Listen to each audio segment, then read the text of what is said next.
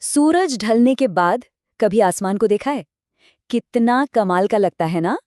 पहले तो बस एक दो चमकीले डॉट्स दिखते हैं और फिर कुछ ही देर में पूरा आसमान अनगिनत तारों से भर जाता है। मतलब ऐसा लगता है जैसे किसी ने आसमान में हीरे जड़ दिए हों।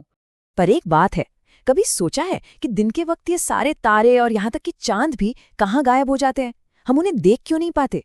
बस यही सवाल है जहाँ से हमारा ये ब्रह्मांड का सफर शुरू होता है। तो आज की चर्चा में हम क्या-क्या देखने वाले हैं? सबसे पहले रात के आसमान के कुछ राज खोलेंगे। फिर तारे, ग्रह और नक्षत्र क्या होते हैं, ये समझेंगे। इसके बाद अपने सौर मंडल की सैर करेंगे, ग्रहों को जानेंगे और फिर जरा अपने घर यानी पृथ्वी पर एक नजर डालेंगे। और आखिर में हम देखेंगे कि इस इतनी बड़ी आकाशगंगा में हमारी अपनी जगह है कहाँ। तो चलिए सबसे पहले इसी रहस्य से पर्दा उठाते हैं। वो जो सवाल था ना कि दिन में तारे क्यों नहीं दिखते, उसका जवाब सच कहूं तो बहुत ही सिंपल है।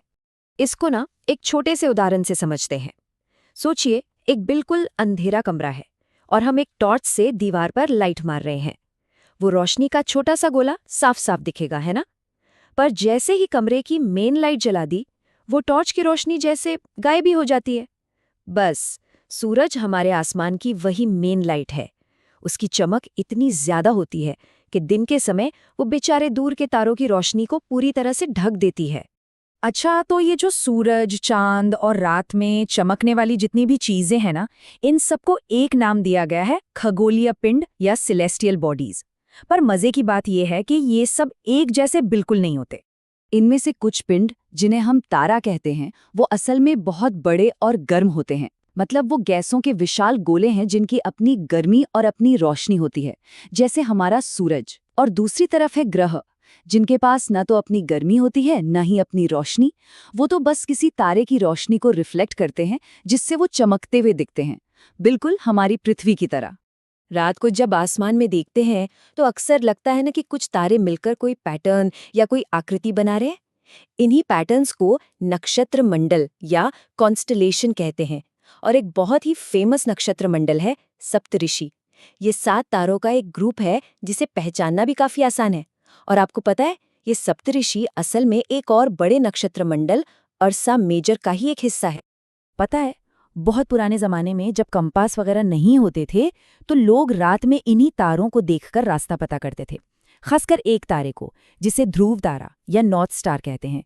इसकी खासियत यह है कि ये हमेशा आसमान में उत्तर दिशा में एक ही जगह पर टिका रहता है और सप्तर्षि की मदद से इसे ढूंढना बहुत आसान हो जाता था।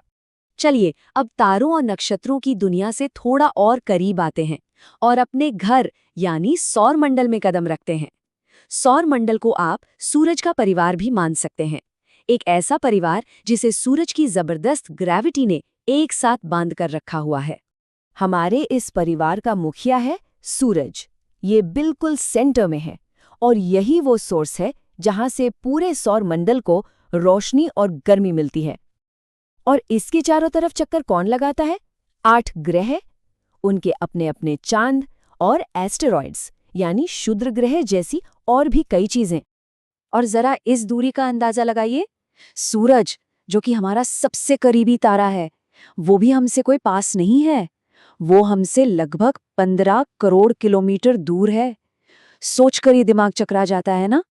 तो अब तैयार हो जाइए हमारे सौर मंडल के एक ग्रैंड टूर के लिए। हम सूरज के पास से शुरू करेंगे और एक एक करके सभी 8 ग्रहों से मिलेंगे।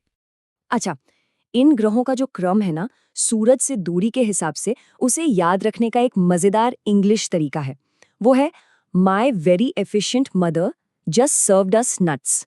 यानी मर्क्यूरी, वीनस, अर्थ, मार्स, जुपिटर, सैटर्न, यूरेनस और नेपच्यून।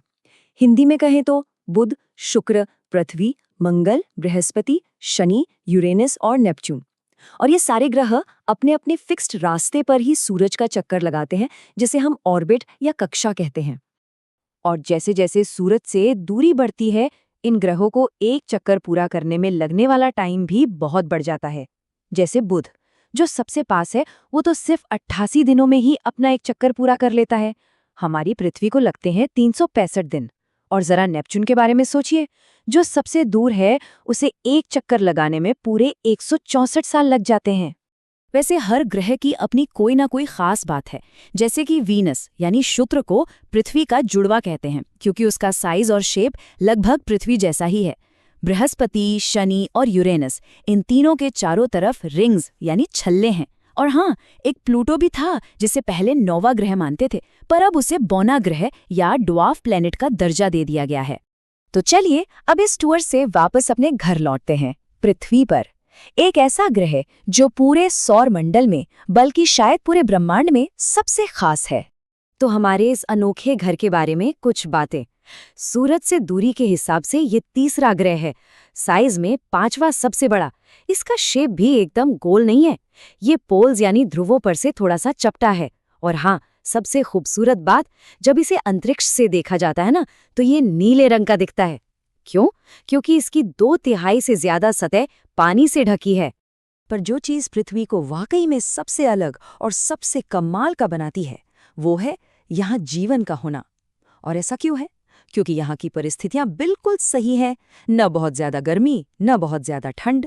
यहाँ पानी भी है और हवा भी, और हवा में भी ऑक्सीजन जैसी गैसें हैं जो सांस लेने के लिए जरूरी हैं। बस इन्हीं वजह से पृथ्वी हमारे सौरमंडल का सबसे अनोखा ग्रह है।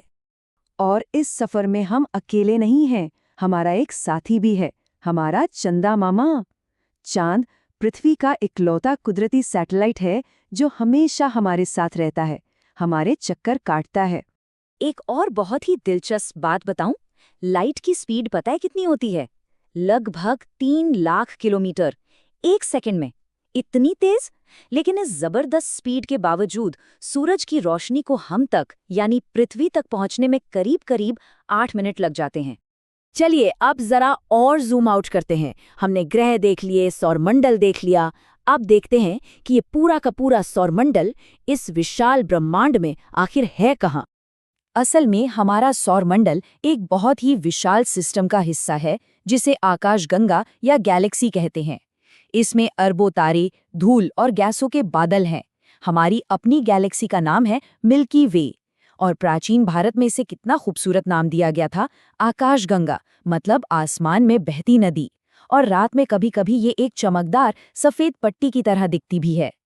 और ये सोचकर ही हैरानी होती है कि हमारा सौरमंडल, हमारी इतनी बड़ी आकाशगंगा का सिर्फ एक छोटा सा कोना है, और इस ब्रह्मांड में तो ऐसी लाखों करोड़ों आकाशगंगाएं हैं। तो आखिर में एक सवाल तो मन में आता ही है कि इस अनंत फैलाव में वहां और क्या क्या हो सकता है।